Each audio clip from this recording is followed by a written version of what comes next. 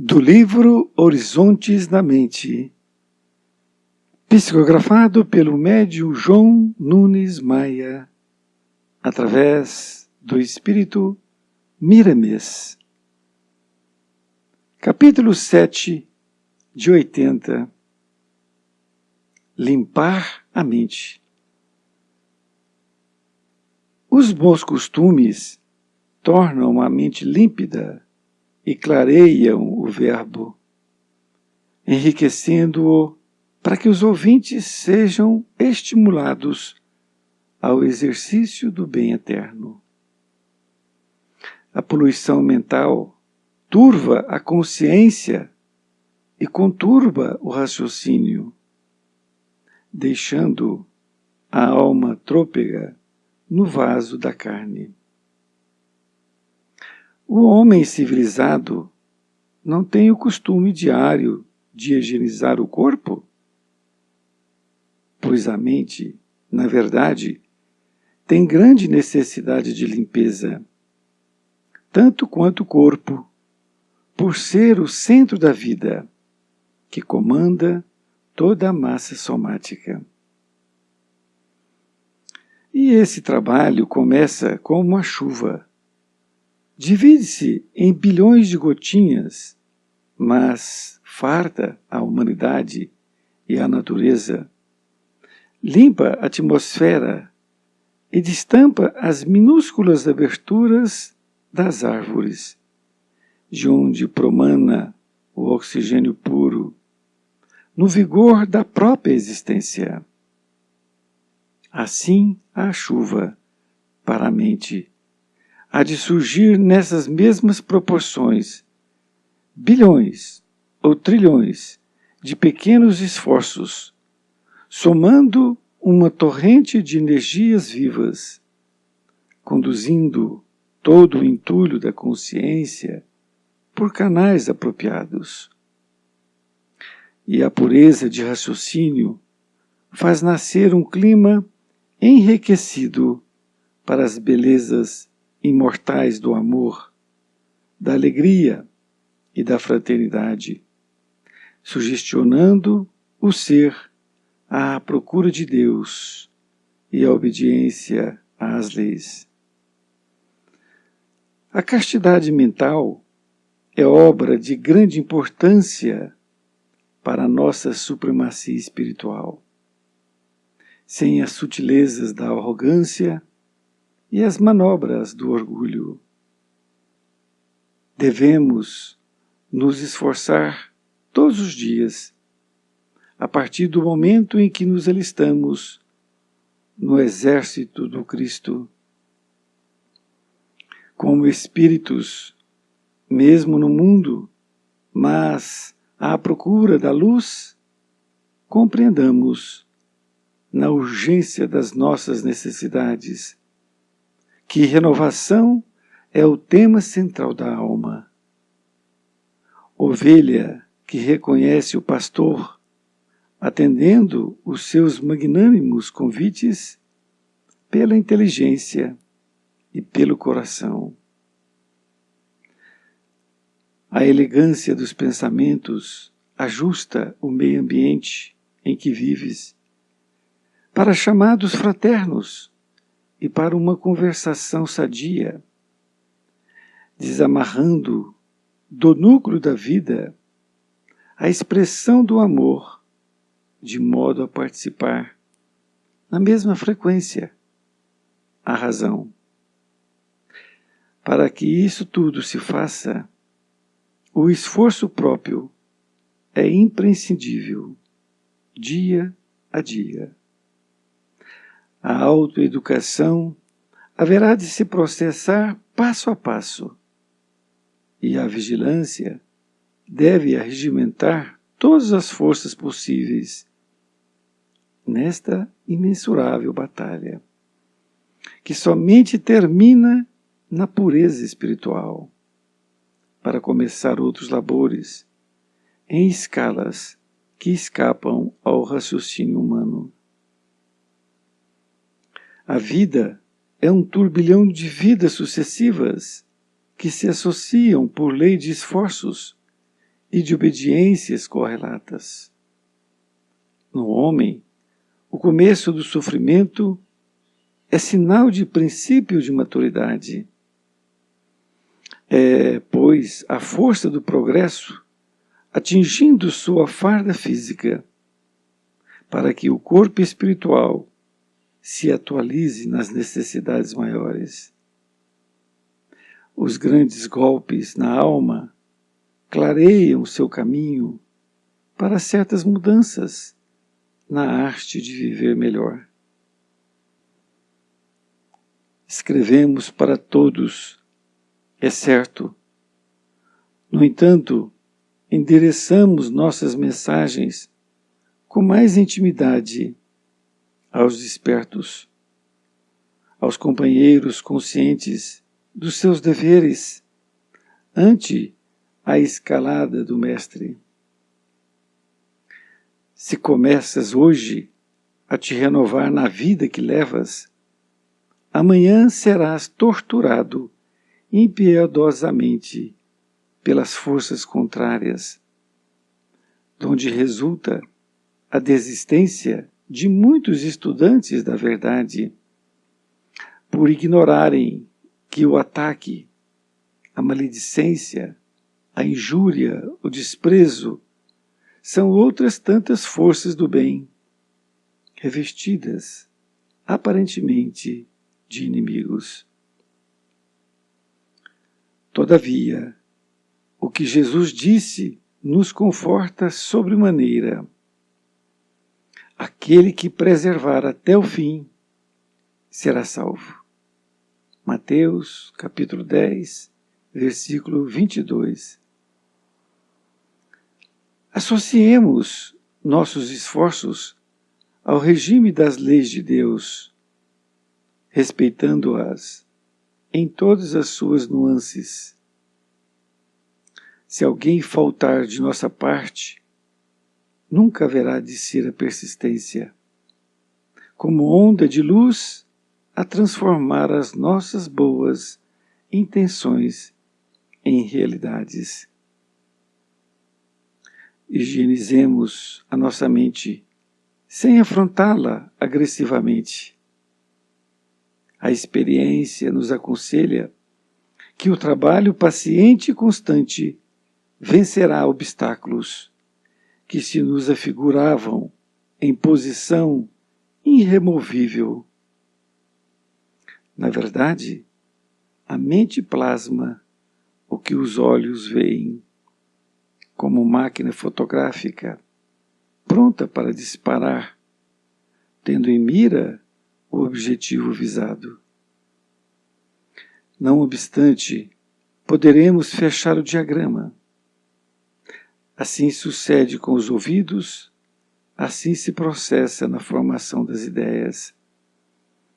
Orar e vigiar é a atitude certa para que a mente não se suje mais.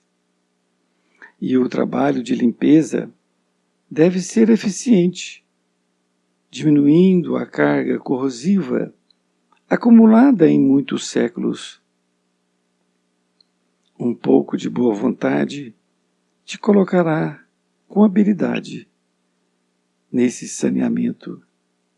E os conceitos que propomos neste livro são, um tanto ou quanto, companheiros da limpeza espiritual, convidando todos para a libertação. Os grandes golpes na alma clareiam seu caminho para certas mudanças na arte de viver melhor. Querido amigo, querida amiga, aqui então um capítulo, como todos os outros, também extraordinário. Vou aqui fazer um breve comentário sobre 2 ou 3 tópicos.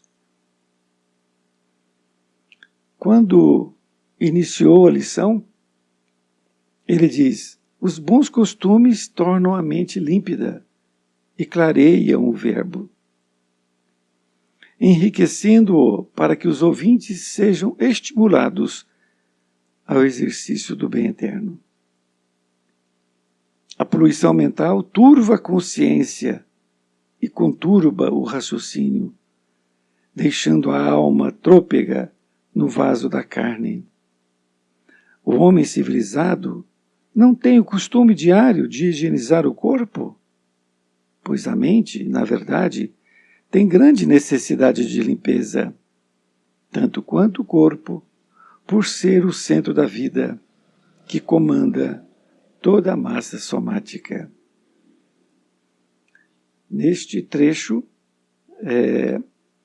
Miramese está nos dizendo que os bons costumes tornam nossa mente límpida e clareia o verbo.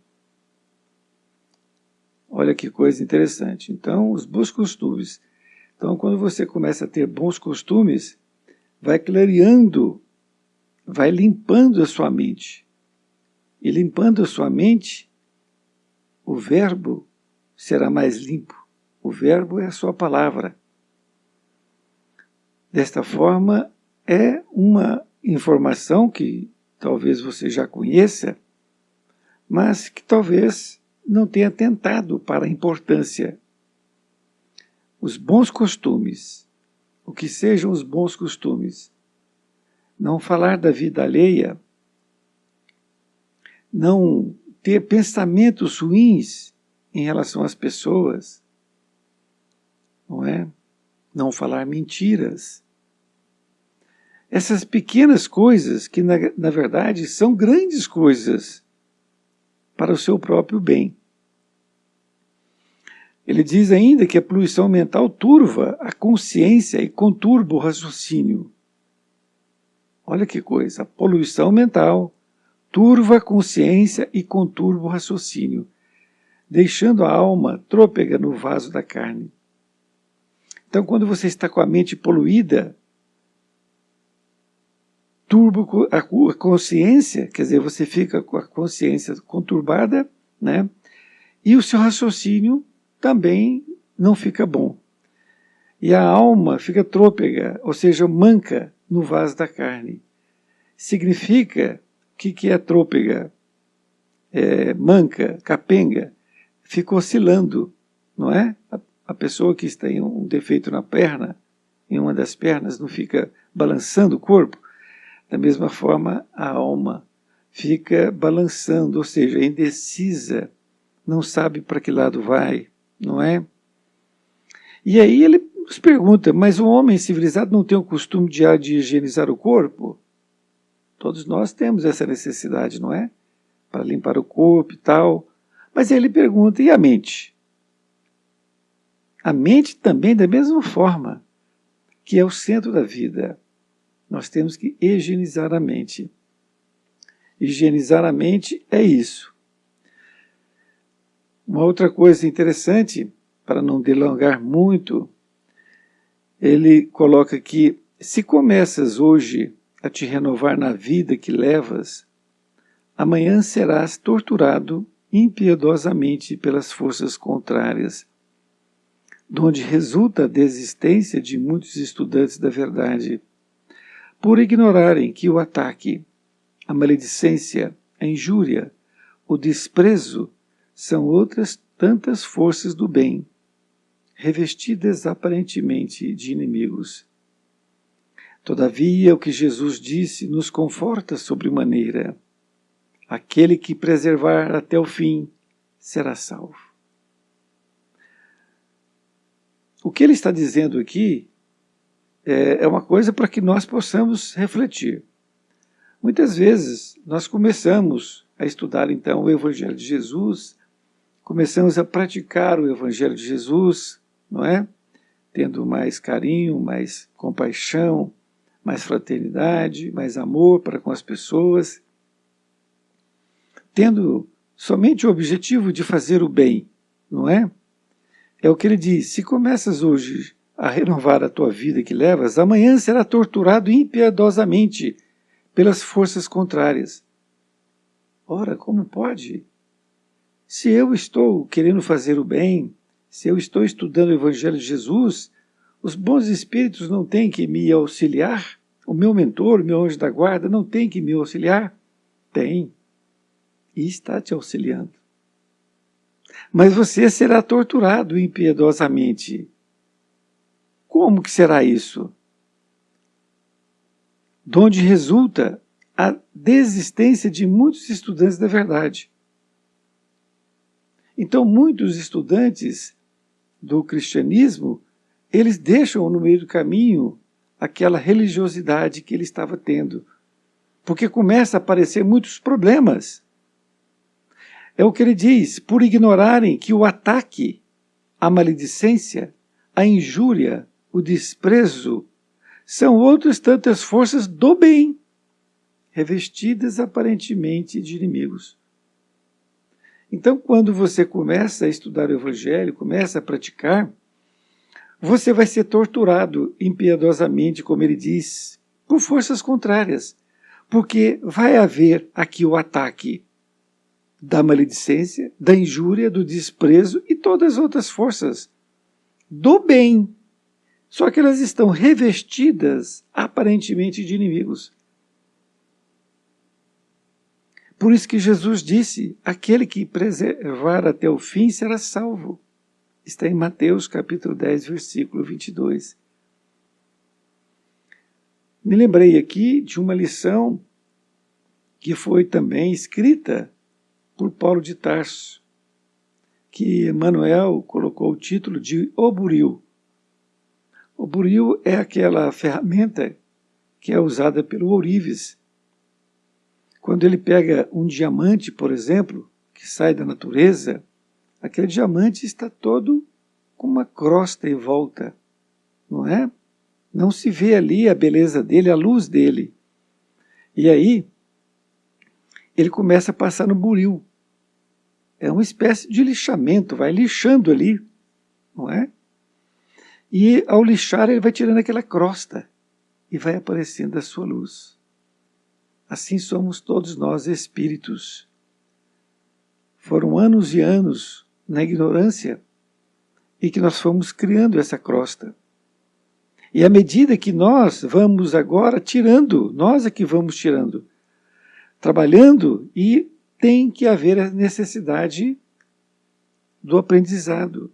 E o aprendizado, após ter estudado, vem desta forma.